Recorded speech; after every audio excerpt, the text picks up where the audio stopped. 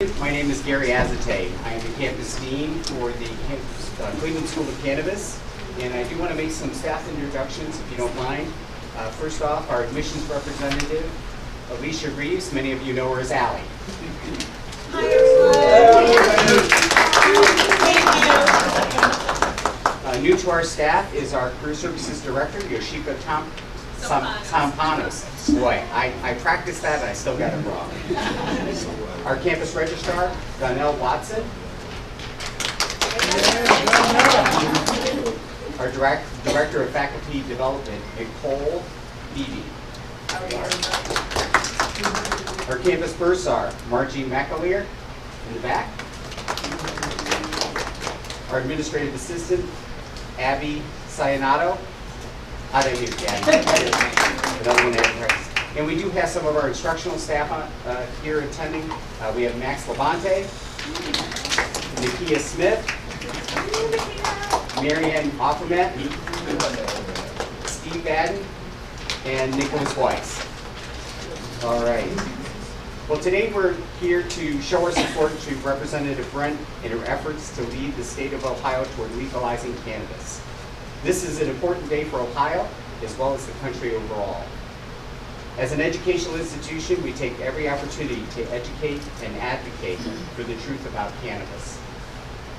With every conversation, we hope to overcome the stigma of cannabis one person at a time. I'm honored to have the privilege to introduce a true advocate of cannabis, State Representative Juanita Brent. Representative Brent serves on a number of committees, including Commerce and Labor, Transportation and Public Safety, and Agriculture and Rural Development, on which she serves as the ranking member. So, ladies and gentlemen, please welcome Juanita Brent from the State of Ohio House of Representatives from the 12th District.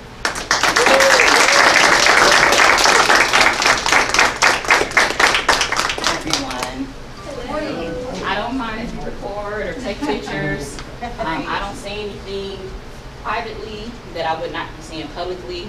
And this whole part of this event is really an interest party meeting to hear from you. So it's going to be less of me talking and more of me listening and more of what you think is best. So I always like to just give a little pretense of what a state rep does and then why we're here today. So a state rep does two things.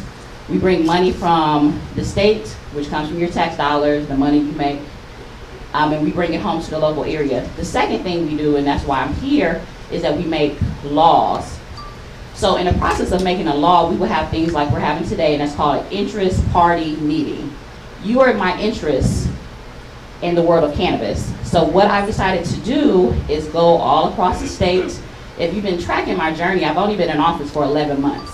But I've spent this time talking to many people who are involved in cannabis, going to cannabis events, listening to people who have thoughts about cannabis, even people who do not like cannabis, and listening to people to see what type of law will be best for Ohio. We can look at what other states are doing, but we cannot duplicate other states because we are not those other states. So today we will look at, basically you guys already have the one pager. This bill right now is 300 pages. So realistically, for me to give everyone a copy of that bill would be, yeah, you guys probably would not like me. Ask my staff, they hate looking at it. So the one page is just to help us to guide it, but there's still a lot of details. And like my folks would say, the devil's in the details of what's going on right now. So we're gonna go through this one pager. It's gonna be things that I'm gonna be able to explain to you guys and things that I'm actually going to be adding to this process. So sitting as the Agriculture and Rural Development Committee, I also sit as a ranking member. So the ranking members mean I'm the top person on that committee when it comes to that. That's a committee I actually chose to be on. Agriculture touches every part of our lives. Agriculture is always very relevant in everything that we do. So one of the biggest parts of this legislation that really meant a lot to me is that any wording going forward in our state laws had to define everything as cannabis and not marijuana. Thank you. We don't have to clap over everything. And I wanted to do that. Originally, when I tried to do the bill, we originally wrote the bill, I was gonna make everything in our law, past and present and future cannabis. The bill turned into like a 2,000-page document. And one thing I realized with my colleagues, and a lot of times even when you deal with other lobbyists or interest party groups, people don't like to read. So when you have documents that are over so many hundreds of pages long, they think you're trying to sneak the atomic bomb in there on the low. So I said, well, how can we reduce this without losing the content of what we're trying to get past? So I just said, anything going forward, you have to use the word cannabis. And I just kind of nipped that in the bud. And if you have a problem with it or have concerns about it, we can answer those questions too. Also something too going into this, nothing set in stone. Until the bill is introduced, nothing is set in stone, things can be changed, and this is why I'm here, because I need your input. So if you do not say anything and you're mad about what happens with this bill, blame yourself. Don't blame me. Another big part of this was the decriminalization of cannabis. We have run into so many people who have felonies, who are currently serving time, or who never served time, who want to get into this area. But for one, we cannot be talking about making profits over something that people are currently serving criminal time for. So we as a state have to address that. And it could be easy to say like, well, let's just decriminalize it, for certain things. One thing I realized from just reaching out to the Attorney General's office, if we were to decriminalize it for people here in the state of Ohio, there's been so many people that have received stacked charges. And when I say stacked charges, they might have found the cannabis in their car, but they got like a suspended license, or they got a not coming to court, so they missed, or a probation violation. So the cannabis is not just the only thing on their case. Right now, here within the state of Ohio, we only have 11% of our people with cannabis charges that are just cannabis. 11%. A lot of this has to do with people just didn't have good lawyers. And our legal system was not particularly made for people who are brown and black. So we're dealing with a lot of people who have all these charges when really they just had a little roach sitting in their car. You know what a roach means. We don't have to explain. So that was a big part of that. And so you see the page numbers. So when the bill actually gets introduced, as you look at this outline, these are the actual pages. So it actually goes on for maybe, it's a couple pages, just pages 3 through 6 of just doing that. Another big thing is the Division of Cannabis Control, which to me was very important, because the first question that people ask when you get down to the roots of it, where is cannabis going to be when it comes to the state? That was a very hard question to answer. I'm not even totally sure, but I'm comfortable with my initial answer that I'm giving you right now. Right now, it will come underneath the Department of Commerce. Just like you have the Division of Liquor, it will be Division of Cannabis. So my idea, thought of it, and I'm looking for your feedback, brother, is that we have it where there's the Division of Cannabis, you have a superintendent who's over it, and there's a medical portion of it, and there's an adult use portion of it. We do not use the word recreational. We are not playing games with this. This is for adults only. So we'll have those different arms of it for cannabis. So when you hear that, I've had people give me feedback like, why isn't this part of the Department of Ag? That's going to take away the testing part of it. That's going to take away from the aspect of us using it for consumption. And I have mixed feelings about it, because one, we have to figure out a bill that we can pass in the state of Ohio. And then two, we have to figure out how this is actually going to work. When I spoke to my colleagues who are in the Department of Agriculture, they said they don't know if they really want to do all that. And the reason why, because we're having a small baby issue even when it comes to hemp. We received, as a state, we allocated a lot of money to start up our hemp program, which I was a big pusher of for us to pass Senate Bill 57, which is passed this summer. And right now, we may or may not be able to start passing out our licenses in April like we predicted. So the system, everything starts very slow within the state of Ohio, and I said, what can we do in the quickest amount of time?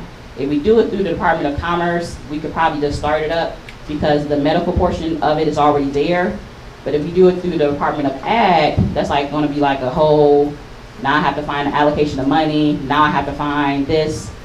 Why not just put it in the same department as already is? But I need to hear from you. So we're gonna ask some questions about that. Please write that down. What is your thoughts on what state department cannabis needs to be under? Because I'm gonna come back and I'm gonna ask that question. We also listed the different type of growers. One of the biggest things is that people were having barriers when you talked about the medical aspect of it, and people wanted to say, like, I wanted to be a part of it. I know, when I saw those fees that came out for the medical portion, I just knew that was not where the everyday person could be able to access that. That was a huge barrier. So just coming up with the fees, when our team that does, our legal team that actually writes our bills out, they was like, Juanita, you have to come up with the fees. I did not want to put the fees in the bill initially. Reason why I put the fees in the bill, because if you leave it up to the cannabis superintendent, then they get to determine what the fees for each grower's license is. And I did not feel comfortable to leave it up to whoever our superintendent's going to be, determine what the fees are. And that's why we're in the predicament we're in right now. So I wanted to put it actually in the bill, and if we ever down the road say like these fees are too low, we can actually move from there. But we need to start off with a starting point, and that's why they're the fees that they are right now. So what is everybody thinking about the fees? You're looking at the fees. What's your name? I'm Max. Hi, Max. I'm a horticulture inspector unit. Hi. And I think those fees are very fair. I Okay. think that coming from a home business, I think that's what you would expect to spend on some sort of license. Yeah, I think that's amazing. What's my friend right here? I'm Ron Hudson. Hi, Ron. I'm actually in the industry at both ends. Mhm. You affect me a lot. I don't like the Commerce Department. I'll come out with it right off the bat. They got bought the last time, and somebody will buy it for the hemp industry, they'll buy it for your adult use too. It's pretty solid. You're in politics, you know what I'm talking about. Somebody bought that agency, and it was that simple. So, no, I don't like it. The fees, I love that. I think everyone ought to have the opportunity to do this. I think that's what made Detroit kind of special when I went there early on. It is kind of interesting. The fees are really important, but you got to give everybody the opportunity to do this. So what department do you think cannabis should be under? Well, I'm in hemp now, mainly because of House Bill 57. We flipped over everything.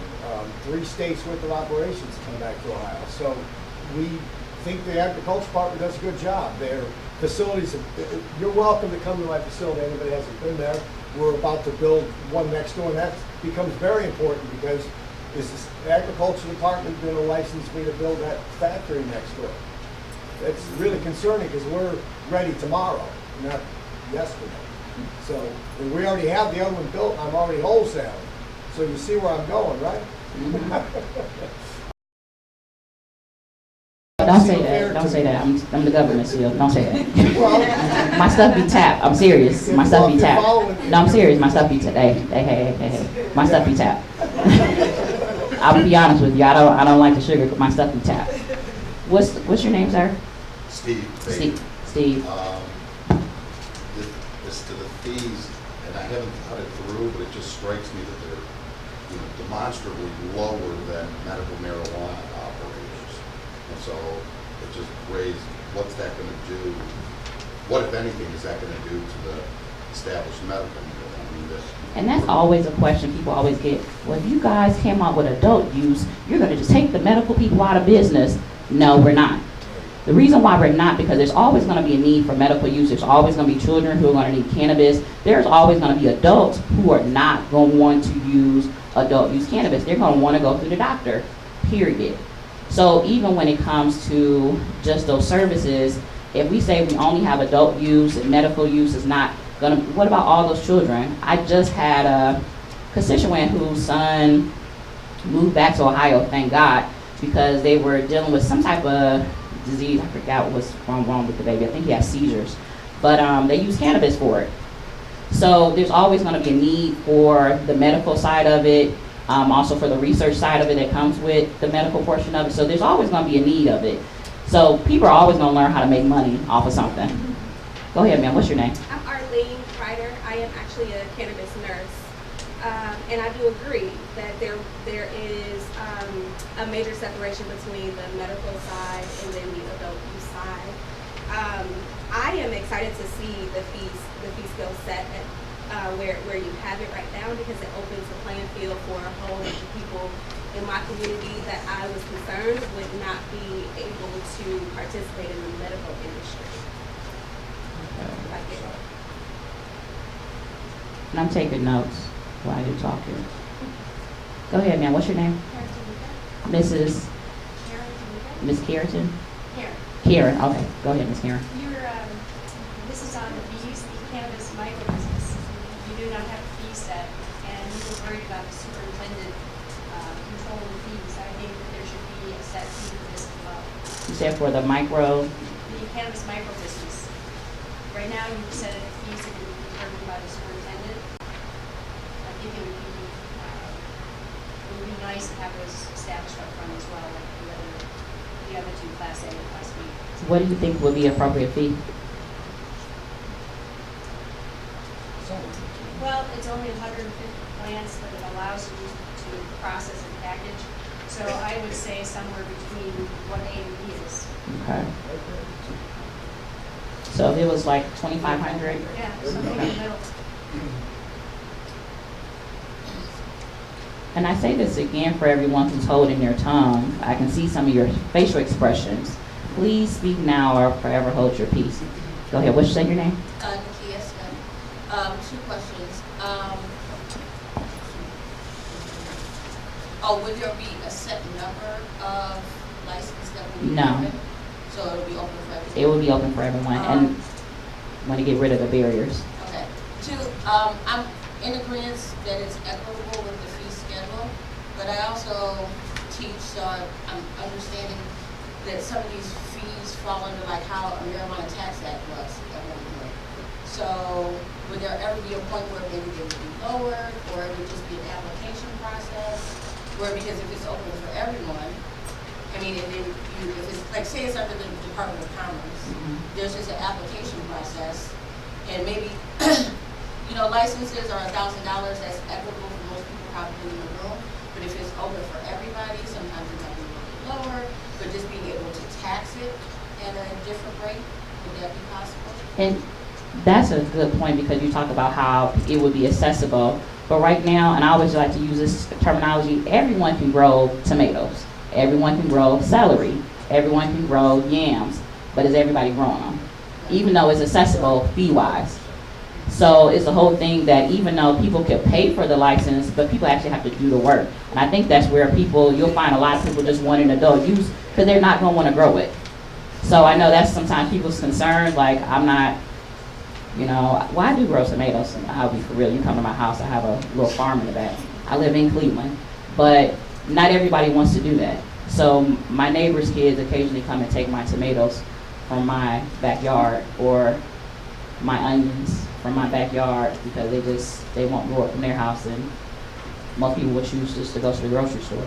So I'm not really I'm not that concerned about that. Maybe I should be concerned about that. I do feel like there is, the time is changing where a lot of states are interested in it. And even on a federal level, they just passed something out of the Ag Committee to legalize cannabis, to be able to sell cannabis. So I feel like there's a national movement that is occurring right now for when it comes to cannabis and when it comes to these fees.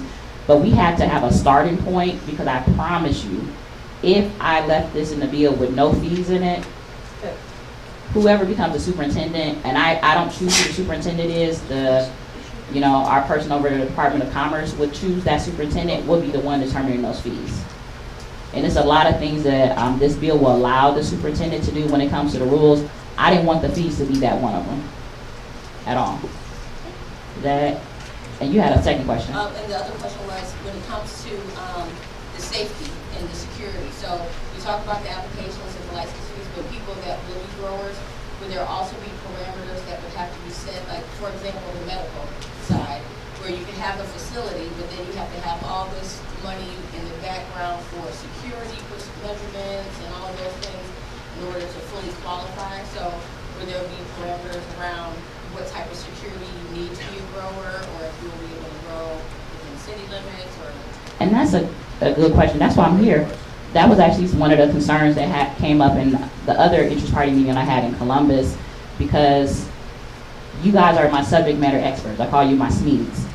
So when it comes to this topic, what does security look like for you? What is reasonable when it comes to security? You say you've already been in the business on the medical I portion. just spent $8,000 on my store. So what does security look like? What is reasonable? My bill needs to reflect those who are actually going to be in the process. So I need that feedback off of what that's going to look like. What I don't like sometimes about being in the state house is that we have people who make laws, but they're not thinking about the people who have to actually go through the process. And so one of the hiccups we are having, even with the hemp bill to a certain extent, some things we just cannot apply practically, it's not practical. So I'm having these interest party meetings so it can be practical. So I want to hear feedback about security. What are you? Go ahead. Well, considering that there's going to be two major types of cannabis growing, I see indoor growing and outdoor growing. And although medical is essentially indoor growing only, I feel this is opening the canopy for outdoor growing, which is going to be most economical for most people. So thinking about outdoor security, I really would like to see everything laid out, the stipulations for growing outdoor, so that someone doesn't have all this planning ahead of time and not be able to implement it. Especially in places like Akron, where the zoning's kind of weird already for agricultural practices. So seeing also that, maybe if we can have it override those sort of things and still have our businesses in city limits like that, I think that's important too. Yeah, and so I might get back to the security part real quick, but you brought up a good point about city limits. So one thing that was mentioned to me at a previous interest party meeting is overriding home rule. So right now in Cleveland, you could not have any dispensaries within the city. I live in Cleveland. I don't agree with it, but I don't want to override any home rules that people already have in place with this bill. We have too many rules already that's taken away what municipalities want to have for whatever reason, even if I don't agree with it. So I don't want to overrule that. But we also have to think about what that looks for, like hydroponics, people growing on walls, those type of stipulations, but that's why I'm here too. So as we talk about this is going to be a follow-up conversation. So we're having this conversation now, but what I'm looking for too, as we're talking about these things, is to say like, well, what does that look like? This bill is 300 pages, but it still does not hit the mark when it comes to security, because that's where I needed you guys from, and that's why I'm taking my time to go across the state. So I know you guys are asking me a lot of questions, but more or less it's really like, what do you think, how this bill should be applicable? If you guys want me to, after this, to send you the actual full 300-page bill, I would gladly send it to you. He had his hand raised, and then you right there in the back. Go ahead. So compared it to a state like Michigan that's close by that has a reasonable home grow, if you will, program, they've always required their participants to have the area secured by fencing and locked doors and windows and stuff like that for safety, and then for the children, children in Cleveland. But it's having a secure, fenced-in, locked area is probably important for. Especially if you're doing 150 plants, that's a reasonably good size micro grow. So you want to take the right precautions. Same thing when it comes to testing. These people are going to grow this product, and they're going to need an outlet to remove this product to, which would be the dispensaries. Well, they used to do that in Michigan. It was called overages. They were able to sell whatever extra they didn't need as a patient to the dispensaries, which is probably the best model for the people that want to grow, to have that outlet to sell to dispensaries, but it has to be through a tested and regulated program so that dispensaries know they're 100% getting any medicine that they're giving to even, still call them patients, even though it's an adult use bill, because they're gonna still want a high quality, clean medicine, or clean product too, at that point. And then the gentleman in the black. My name's Paul Hi, Paul. Amoroso. I'm in a unique position because I actually created a clean relief cream that we have taken through the FDA process. And when you go through the government and it has hemp oil in it, we are FDA approved as an over-the-counter topical through the FDA. But I constantly had to fight with the Commerce Department and the Medical Marijuana Department tooth and nail because it had hemp in it. All the people I wanted to sell it to as a licensed massotherapist, anyone with a medical license, the medical board shut all of my people down I could have sold it to. And I called the guy, we talked to him. What's the problem? This is hemp. He's like, oh no, cannabis is cannabis. And we are in charge of cannabis. And until we had another law overriding that, that company, that division does not like cannabis. It fights everything tooth and nail. It purposely sets it up to be complicated and expensive. On the other hand, I own a 40-acre horse farm out in Deerfield, Ohio, and I'm going to raise hemp. We're going to be raising hemp seeds. I also have enough land and acreage that has not been sprayed with anything for years and years. I'm an herbalist. I do tinctures, and I have fought with these people over hemp being cannabis, and they don't like it. Dealing with the agricultural people, they tend to be a little more easy to deal with, and just common sense is a little bit Because that's their specialty. Yeah, when you're talking growing hemp products. So my 2 cents on if you can get someone going on that. The other thing is, I plan on growing at least 5 acres, and if I was limited to 500 plants, if they call cannabis cannabis and they do that stuff again, which they've done to me, that might stop a lot of the hemp growers, because I'm trying to organize the farmers, because after learning how hemp works, it pulls everything out of the soil. Same thing with whatever cannabis you're doing. So we're looking for soil that's rare because it's not sprayed with Roundup, it's not polluted with anything else. It has to be really tested. So because people are either eating this, they're ingesting it. But even my cream, it's built to go straight through the skin into the system. So we have to make sure whatever we're putting into people's bodies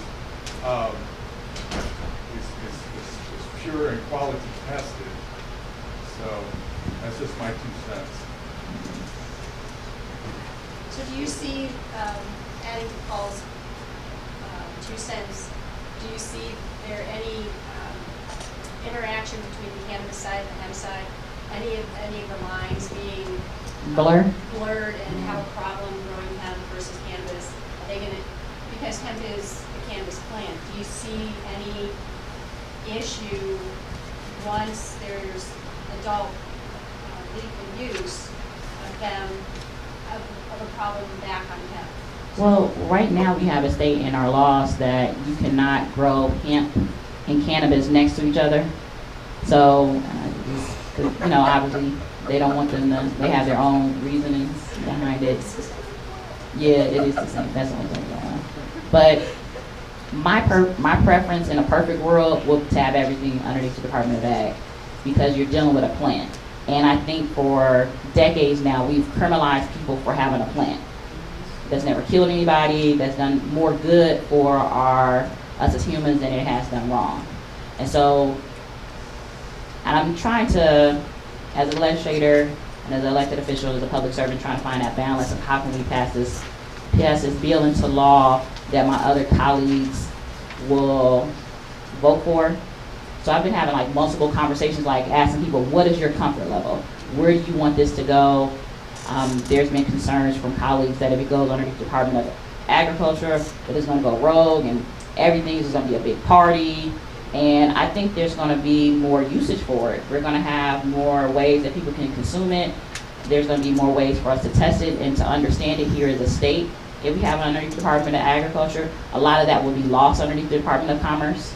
That's just my personal opinion. But then the elected official side of me is like, well, what can I sell to my colleagues for them to vote on it? Because everyone's not an ag believer like we are. I think she had her hand up, and then you in the back. What's your name now? Christine. Christine. So the current medical program has multiple departments overseeing it. You have pharmacy, you have, could you do something where you had ag and commerce and see if they can work together so you're kind of getting the best of both of them? I have to have it underneath one department. Okay. Yeah, so it couldn't be split between two different departments. It would have to be ag or have to be commerce. One of the things that I'm not gonna say I've outright promised, but one thing that I sat down with multiple medical, cannabis people, is that I would not touch their program. Because I wanted this just to be about adult use. And so they were, before, even when the people just started hearing at the State House that I was even interested in doing something about adult use cannabis, they was like, oh, you're gonna try to take away the medical program. I said, no, I'm gonna let you guys be foolish all by yourself. But I do believe there needs to be accessible. I do believe there needs to be adult use. And we need to figure out how both of them can coexist. If you guys wanna be overpriced, you can be overpriced by yourself. But I do know that adult use has to happen. We just have to figure out. But I know I keep on saying like, well, this is why I'm coming here to get your input, but that's the whole reason why we have interest party meetings. And so when I go back to Columbus, which I go back tomorrow morning at 6 o'clock, and I'm going to do edits with our Legislative Service Commission, we're trying to see, this is the feedback I've received from people, let's add that or take that out of the bill. The lady in the burgundy, and then we're gonna have Kevin speak. He looked like he got something to say. My name is Hope. Hi, Hope. Hi. I'm recently out of the regular department, but to add on to that, pharmacy does oversee dispensary actions, and then commerce oversees cultivation and processing. So with this, adult use program, it could be that the Department of Agriculture oversees the growing process of it. But, and I know this might not be a popular opinion, but perhaps those who are home growing aren't able to actually sell to dispensaries anything more. So those who are actually selling to dispensaries or growing for dispensary sales would fall under, commerce. You suggested that ag looks over the growing process and commerce looks over the selling? Yeah. Because commerce, that's what they do. Although, I want to note that anything that's kind of stopping a home grower from getting their product out, I think is going to be detrimental. Yeah, I would agree. Absolutely. Too many restrictions. If you can only sell it to one location, you should have the option to be able to sell to a dispensary that meets that grade or to. If you pass the test, you have to pass these tests. We need to have them laid out for us. And we have the labs here, private labs already here in the state to do the testing. That's the good thing about cannabis. So too bad we didn't have those labs ready together for him. But that's a whole nother story. Yeah. But Well, those labs, some of them test North them Coast out. Lab is still have it. yeah. Yeah, All because we online. use one.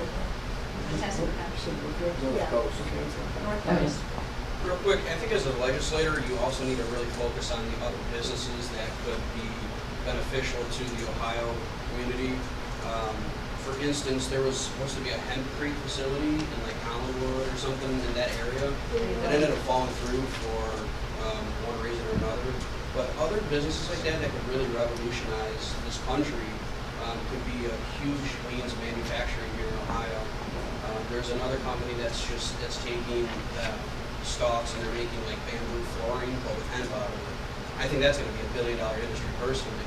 And Ohioans, we're big manufacturers here, so if you can also bring other elements of like that into the bill, I think you would have a much bigger success with other legislators and also Ohioans themselves. One of the biggest selling points on, even when, if you ever heard me speak in ag before, on why I was so pro hemp in particular, because Powder County, we're about to go to a place where we're going to be banning plastic bags. Hemp is a perfect alternative to plastic bags within our state. And so as I've even gone out of state, I've even gone to Iowa. If you've seen my storyline, I've gone to other states at this point. Just came back from Florida Saturday. So I've been going to other states to try to talk to other people on what are other manufacturing options that we could use for hemp. I'm so excited about us possibly having hemp bags here for our state. But we have to find those manufacturers that have that capital. Unlike that situation that happened in Collinwood, which had nothing to do with the state, that had everything to do, that they just didn't have their stuff together. But we do need manufacturers that are producing other things than the obvious with these plants as a whole. But it's the whole thing that I know when the bill gets passed, that particularly won't be my job as a legislator, but I can definitely tell my colleagues that these are things that we can use these plants for, not just for the obvious. I think, was this, okay. It's me. My name is Nick Weiss. I'm an attorney. I'm one of the instructors for law and policy here at the school. If you're looking for areas to make this a little more palatable, if you're trying to get it through, one of the areas you might consider either revising or eliminating is in the employer-employee protections. And obviously I'd want to see the whole thing. But you've got a section in here about prohibiting employer discrimination for off-duty cannabis use. So long as that is federally illegal, I think that provision is, one, going to be unenforceable, and I think you're going to get a lot of pushback there. So that was put in place, this is from sitting down from the unions, and what was it, the international engineers, they were probably the most vocal ones to me about my bill, basically telling me that if they don't, they want to make sure that when people come to their facilities to work, that people are not consuming cannabis. Because they feel like that could be inhibiting to the quality of work for their employees. So that's why that's written the way it is. Okay, then I may be misunderstanding it, because the way it reads now is you can't discipline or discriminate against an applicant or employee for off-duty cannabis. And it sounds like the unions actually would want to do that. Yeah, so the wording of it, hold on, maybe this was written incorrectly on here. So the wording of it, we are at, okay.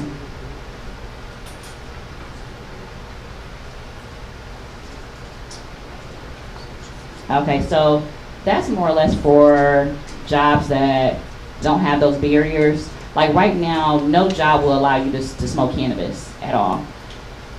So, and this is the whole point of like having a synopsis and not having all 300 pages of it. So that's my fault for not including that on the one pager. But with the bill, if you work at a job and this inhibits you from able to do your job, and this is their rule, you will have to abide by that rule. Okay. Completely. But I'll say me as an elected official, we do not have rules about cannabis, so if it becomes legal, I will be able to smoke it. So we don't get drug tested. No elected officials get drug tested at all. Very interesting. I tell you, y'all should do something to start drug testing elected officials. But you know, so there are jobs where there's not a particular barrier, but if there is a job where you are driving cranes or buses, and that will impair you, no different than how some jobs will not allow you to work if you're intoxicated with alcohol.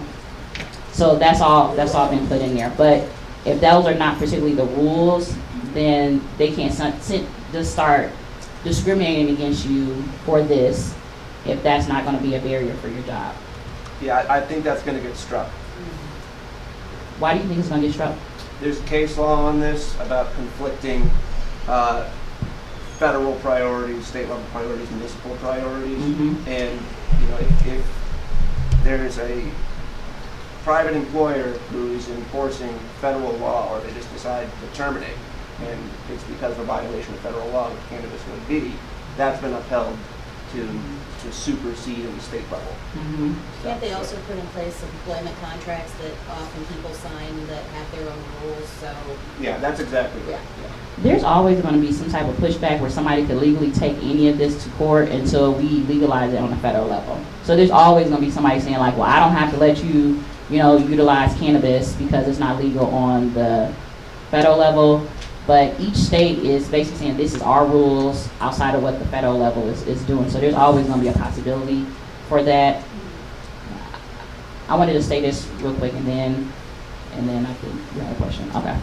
So this is the fight that we're going to have to be looking for, because you are going to have people who are, are lovers of the law, as I like to call them, who are going to say this is not legal. You cannot hold me by these rules, and I should be able to utilize cannabis, and you cannot fire me. This is illegal. We have to have a balance. We can't just have it a free-for-all. I do feel bad that there are going to be people who are not going to be able to use cannabis because of the type of work that they do. But it's not, law should not be based off of people's personal opinion, but no one using a crane should be using cannabis, because you need to be completely focused using that. You should not be, drinking. I mean, it's a lot of things that you don't need to be doing this type of illegal drugs. You don't need to be using this plant when you are doing certain type of jobs. So, but there's always going to be pushback. We just have to see where it goes. But I do want to work with you to see how we can make sure that this is not struck against in the courts. And then, go ahead. Along the lines with the tax, so it talks about funding development in underserved. Oh, I'm about to totally throw that whole tax part out. Okay. Okay, so. Well, before you do that, let me ask this. Okay. About the, just the funding development. So, being able to have manufacturing facilities or any of the such. So what does that funding look like for minority participation in underserved? This is why I said I was about to throw this whole tax part out. One part that I've been trying to work on, and I've actually been talking to a lot of people, which is one of the reasons why I was just in Florida this past week, if anybody's watching me on social media, is talking about the social equity part of it, because one of my biggest problems with all of this is that I want to put that in there, but legally you cannot use the word black or brown. You cannot, it's certain words that you cannot use, and I've struggled for months to try to figure out how do we bring social equity to communities that have been affected by this, without particularly saying the black communities have been affected by. So one thing that I've actually was working on last night with a colleague of mine who's in Illinois, she's another state rep, is talking about doing communities that have received, 30 or more years of poverty, to receive so much of this tax money towards services. And also the wording, I don't have the wording in front of me, it would make sure that communities that have been gentrified of recently would not be able to receive that money. Because some of our communities that were at one time affected by it don't exist anymore. Hold on one second, I got you. I'm gonna go to Steve in the back and then I'm gonna come to you. And I see you laughing in the front, lawyer. But, so we have to just figure out what is the correct language of that. So just even putting there 30 years, 30 consistent years of poverty below a certain line, and also just bringing in different parameters of what that would look like. Your laughing is really annoying, but yeah. But we just have to figure out what that looks like to deal with that social equity portion of it, because the moment you put black and brown and people who've been affected by it, it's going to be a court case for the bill. And then I will definitely have colleagues who would not vote for it at all. So that language of it has been a part that's really, this little portion of it has changed like 3 or 4 different times in the bill. And to me, out of everything that's in the bill, the 2 things that I've been the most concerned about is the decriminalization portion of it and the social equity portion of it. So I want to make sure I'm getting people in order. You were next. Who else had a question? Oh no, it was Steve. Go ahead, Steve. I'm sorry. And then you. Related to what Nick was saying on employer-employee issues, I don't know if you've taken a look at Illinois. They just asked. They just passed, but they haven't been able to implement it. I was just with their chair of ag this week in Florida, so that's the whole thing of implementation. But go ahead, Steve. But it's new. I don't Yes. think I don't think it takes effect until So January. But it may. want to take a deeper dive into that because it seems to balance a little bit better the concerns employers can still discipline, they can still drug test, they can still have drug-free workplaces, but it does offer more anti-discrimination provisions, particularly for off-work use. That was one. Two, whatever you can do to keep the taxes down, because I think the black market still by tenfold is greater than the legal, whether it's adult use or medical. And the biggest reason, or one of the biggest reasons, is taxes and regulatory compliance issues. And to that, my last thing was, to what degree does this envision the extensive record keeping and monitoring? And I mean, are cameras going to have to be accessible by whatever agency it is, 24/7? Is it? And that's the portion of it too. When you have the superintendent, there's going to be a rules making portion of this. So there's going to be the law itself is the skeleton. And even when you come to, for our people who have been keeping up with the hemp, more people were concerned about the rules than they were considered about the bill of hemp. Because those details that you're referring to will come up in the rule process, not particularly in the bill. Go ahead, sir.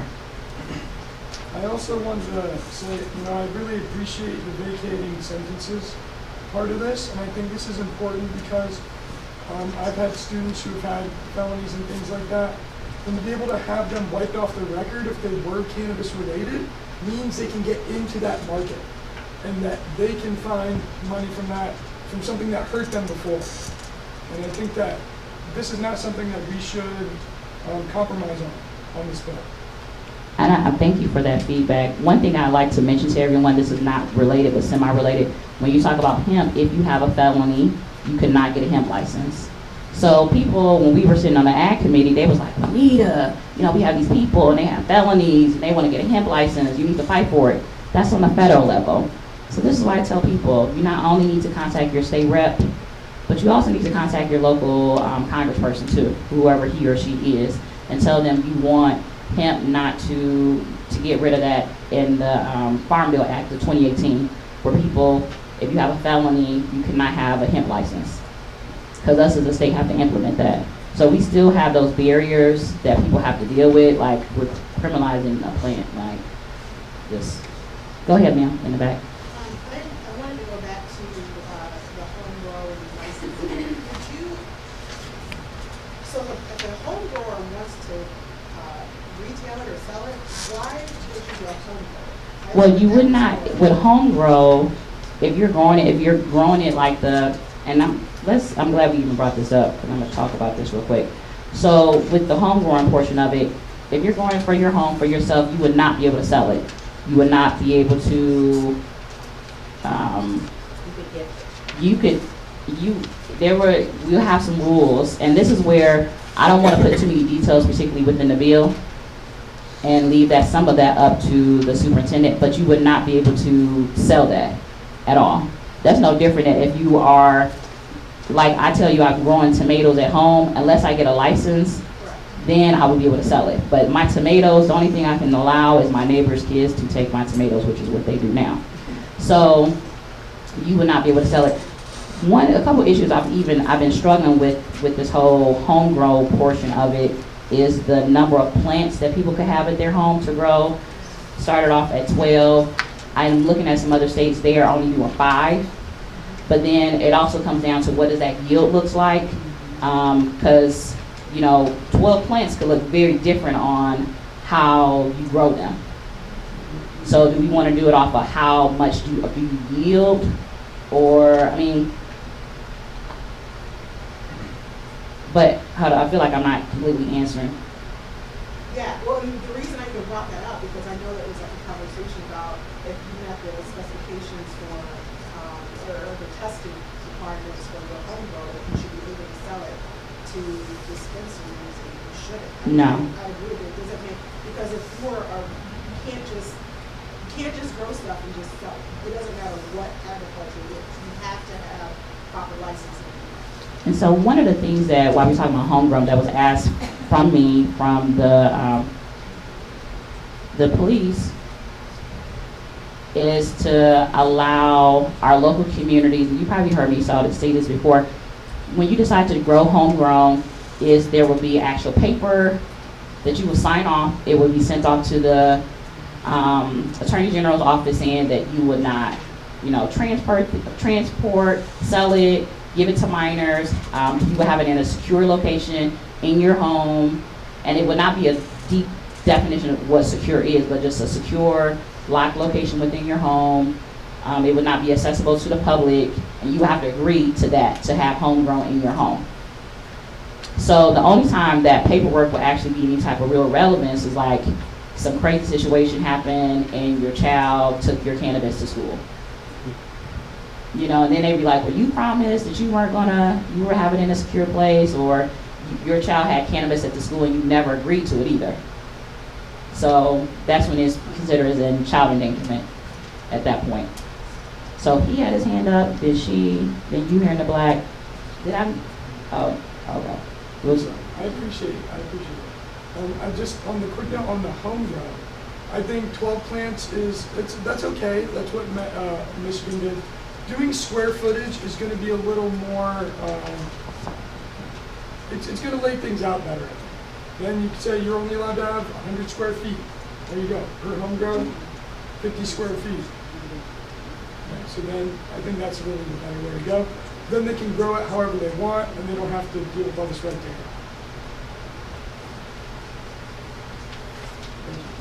Thank you. And I am forgetting who was next, that's why I put everybody in a different order. Yes, ma'am. So this may be in the rules section, but about a small licensed grow, I may want to do that in my home, but I would have all the licensing, I'd have the space, I have it secure, but I shouldn't have to go buy a commercial building to do that if I have the facility on my current property. So, but I'm in a residential location, so some of the rules should, and I know that's down the line, but in consideration of the rules should not be too restrictive. If someone wants to use their current home, has the space, has the ability to do so, to be able to do 100 plants or 150 plants for a micro, I may want to do that in my home. And that question came up with another interest party meeting, and that goes back to the local ruling of your municipality, not so much with the state. Remember I said I'm not trying to override what our local municipalities want, and some cities don't want you growing it commercially in your home. So that would be the discretion of your local municipality, not of this bill. I'm forgetting the order. I wasn't sure if it was, whoever wants to go next, just be respectful. So I'll go really quickly. When you talk about a home grow and having someone sign off on an agreement, does that put them on a list or on a registry? I can see how that would deter a lot of people if you're telling me that there is going to be a running tab of who's growing in their homes. It looks like a bullseye kind of where to go and find the people that you want to target. Well, and I say target what? I mean, because at this point, when it passes, it's legal, and like we have a running registry of our cars, we have a running registry of who's married, we have a running registry of who's a farmer, we have a running registry of a lot of things, and so we have to get out of the mindset that somebody's going to target us because we have cannabis, and that's what I'm just trying to get us to the comfortability, trying to negotiate, and that's honestly where it came from when I sat down with the police of negotiating. What are they comfortable with? What are our mayors of our big cities comfortable with? And that was somewhat of a compromise, nothing set in stone. But so if we don't have the paperwork, what do you want it to look like? I'm wondering if the idea is to keep a registry. So even in other states, I think it's California, they have to pay $50 for a home grow, or the $150, something like that. That's their form of a registry. With this registry, I'm not even trying to charge you. I'm trying to keep it actually free, but you still just have to sign off on the form. Because even when I told these people, they was like, Juanita, why would you not have some skin in the game with people to be able to sell it, to not sell it, but to be able to grow it at home. And I said, well, I feel like if you're growing it at home, I don't feel like you need to be paying the state to be able to grow something at home. Knowing I don't have to pay the state to grow my tomatoes at home. I can just grow them. But I could compromise and say like, well, whoever wants to grow it at home has to be willing to abide by these. And you have to acknowledge it. Like when you rent a car, you have to acknowledge like, I read the rules and I acknowledge it. And I do totally get the thing of feeling like you're a target, that they would come after you for other things, but the police would not readily be able to have that information on hand. So that would be the catch-22 with that too. So your local police chief couldn't say like, well, I know where all the cannabis people are. This would be at the Attorney General's office. Now if Russia goes and takes over our state, like they already did with the Secretary of State's office, which is true. I'm just joking. I'm just joking. It's a little truth to it, but it's not total. But we did have Russia try to attack our Secretary of State's office, so that is true. But if there is when it becomes legalized, people should not feel like their security at home is threatened. But if you're not doing the right thing, if the police show up, then you're still not doing the right thing regardless. Like it has to be in a secure place. Like we have to, that's why it's called adult use and not recreational. That's why we're not even using that type of language. But I do get your concern because I get that from a lot of people.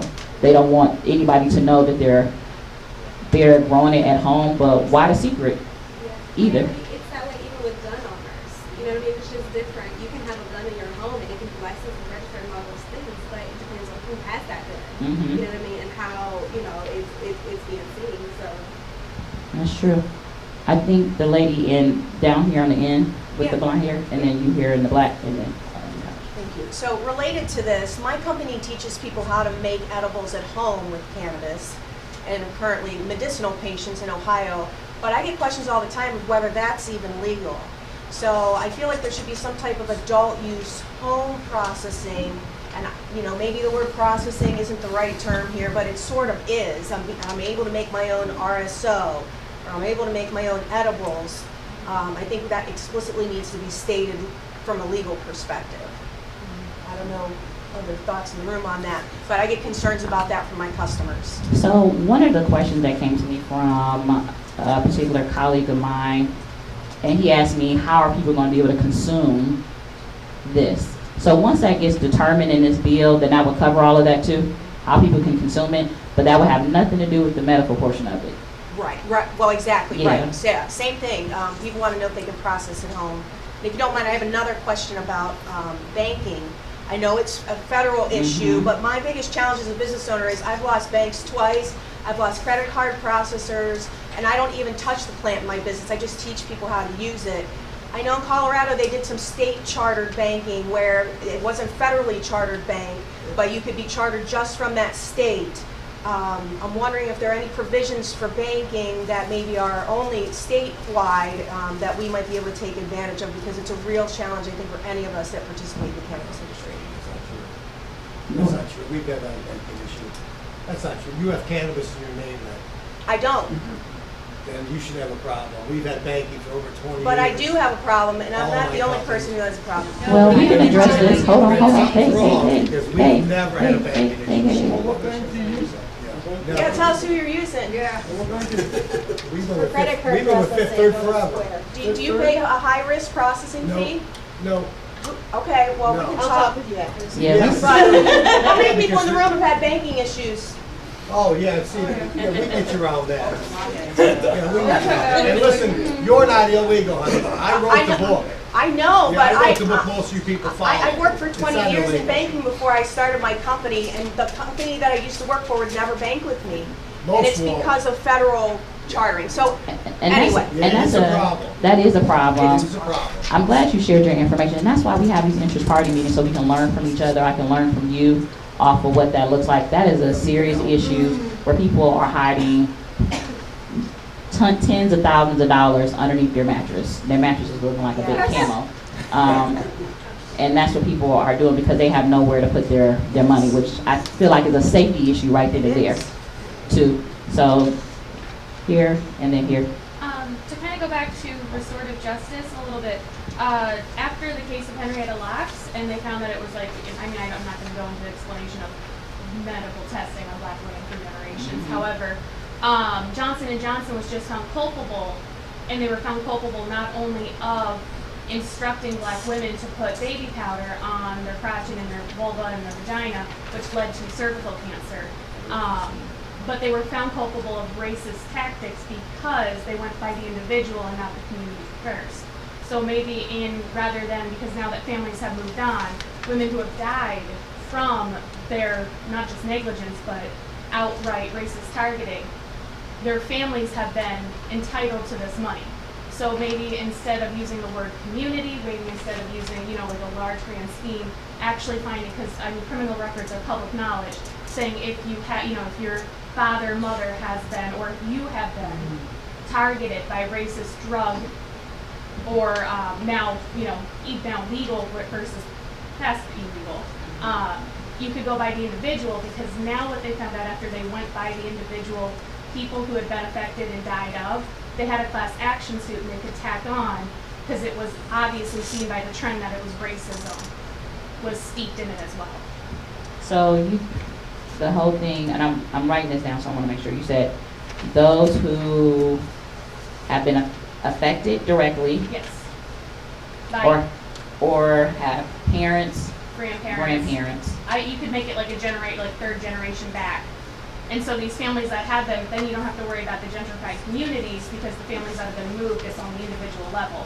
And then afterwards, when it's shown by the numbers of the lawsuits, then you can go back and say clearly that we need a restorative justice and retribution for black and brown communities in general, because now you have enough folks that are individually outnumbered. You know what I mean? And then racist white folks can't come back and say,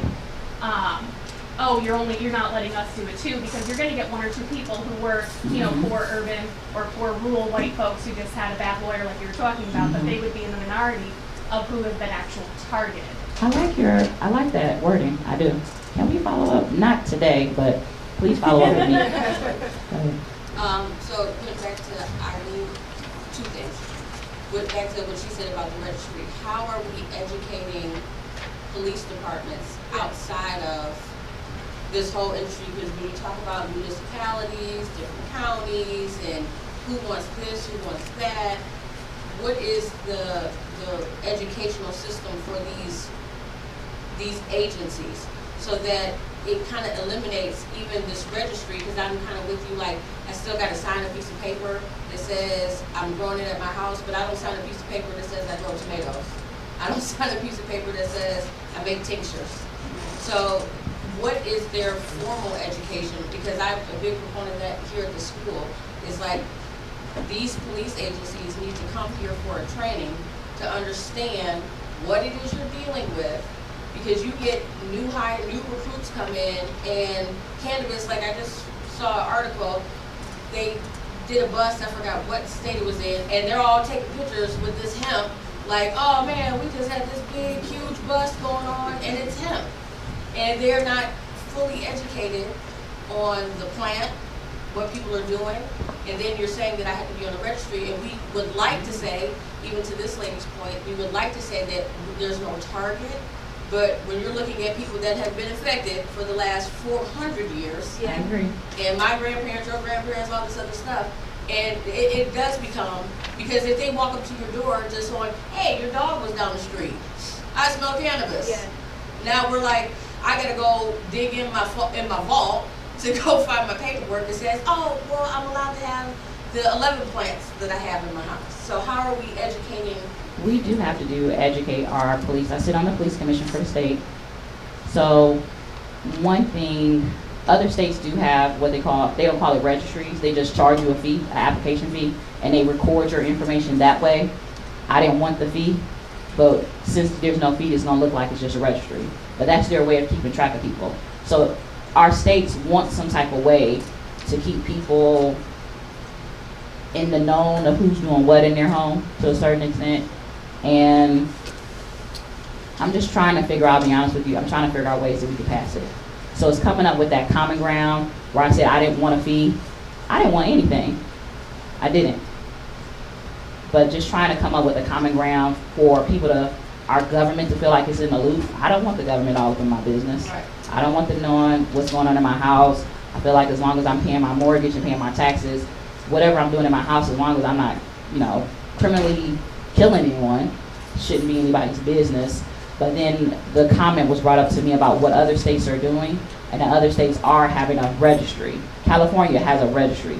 Illinois will have a registry. Michigan has a registry. But they charge their people. We'll be the only state that won't charge people to grow it at home. So if that is our, it's like we gotta give something to get it. I think This most bill people is not- rather pay a fee than be on the registry. So would you rather pay the fee? If it was like $25 and then I'm like, so you can leave me alone, maybe? Well, But- you're still filling out a form. You're still right. You're still registering, except for you just won't have to pay a fee. So It's California, I was just looking through my notes. California is $150. They still have a registry. You pay $150 and you're still part of the registry automatically. Ours is just that you just fill out a form. You don't have to pay a fee. Yeah, it's something that would really have to be figured out, because I still feel kind of leery about, I understand other states have it, but if we're trying to move and be progressive, it's kind of like, it's one thing having a license because you're growing 100 plants, but like literally 12 plants and I'm in my house, I pay my taxes, Well, I would say this too. All those states, and I'm going to give to you in a second, all these states that have passed cannabis within their states are very progressive states. We're a very purple state. Those are all blue states. They all have, and I'm not trying to be like partisan, and they all are ran by Democrats. Our state is ran by Republicans. So you're going to have to give a little to get a little. Our bill is not going to be perfect. Trust me, it's going to be somebody or a group of people who are going to be mad at me.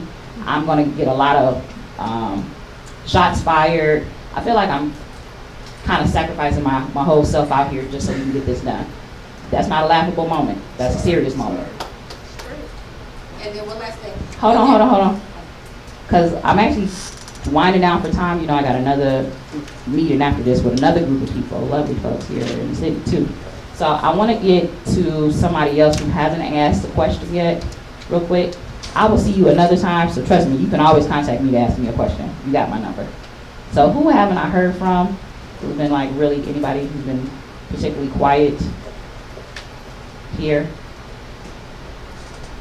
Okay, so we'll do 2 more questions. We'll have, and then she had her hand up. Go ahead. Oh, just about consumption facilities.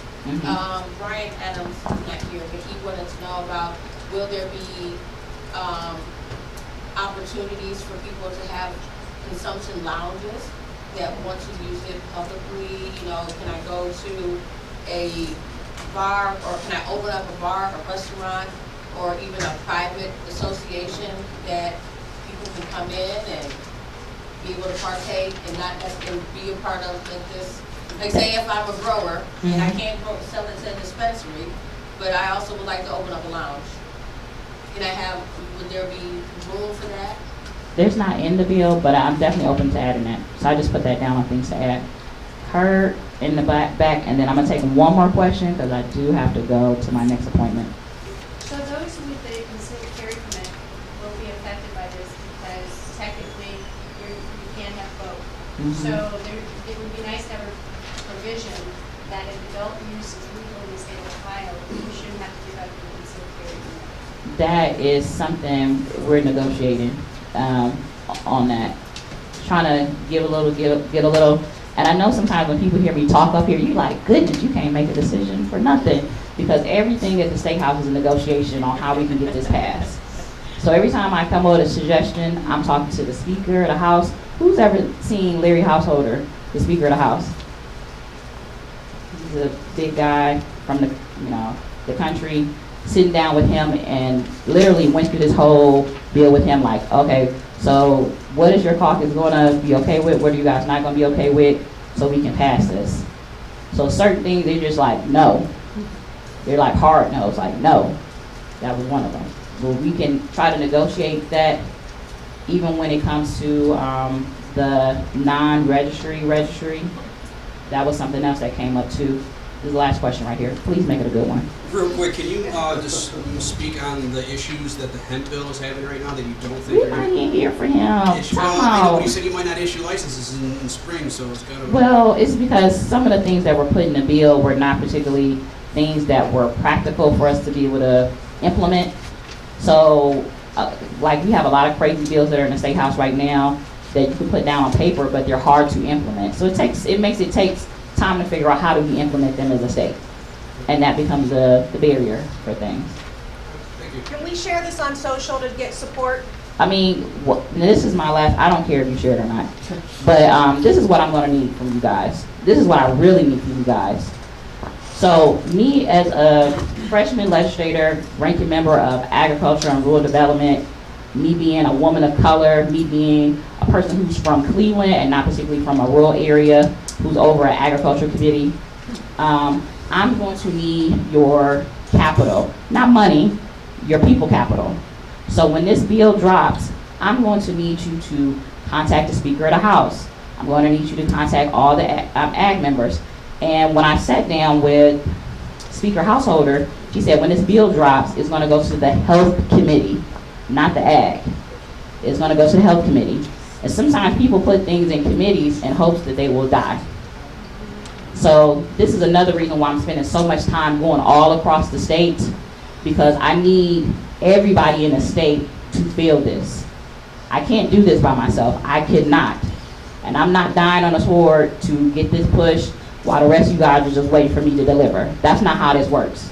So what's going to happen is that once this bill is introduced, you're going to have to contact everybody on the Health Committee. You're going to need to contact every state rep. You're going to need to contact the media.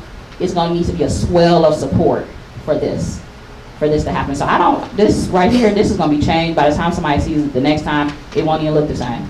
It won't. So I'm fine with that, but I'm going to need your support. I'm out here. I have a person who is my joint sponsor who does not want to be out here in the front until I do all the legwork. So a lot of times people see me and they say, Juanita, you're a Democrat, you're a woman, you're black, you're going to need somebody on the other side. Okay, I have somebody on the other side, but the game of politics, they rather put me all the way out there and let me kind of get the bullets until it's okay to champion and say, like, we did this together. So you will see somebody else. That's just the nature of the beast. So I want you guys to know what I'm walking myself into. I know we're in very comfortable spaces, but everybody doesn't look and feel the way we do about cannabis. There are people who really feel like cannabis is the worst thing next to hell.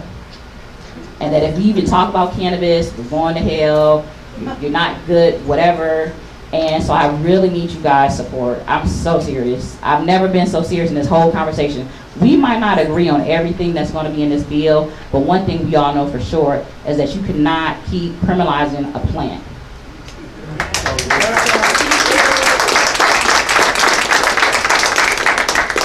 So as the days get closer, I will definitely go through these avenues to inform everyone.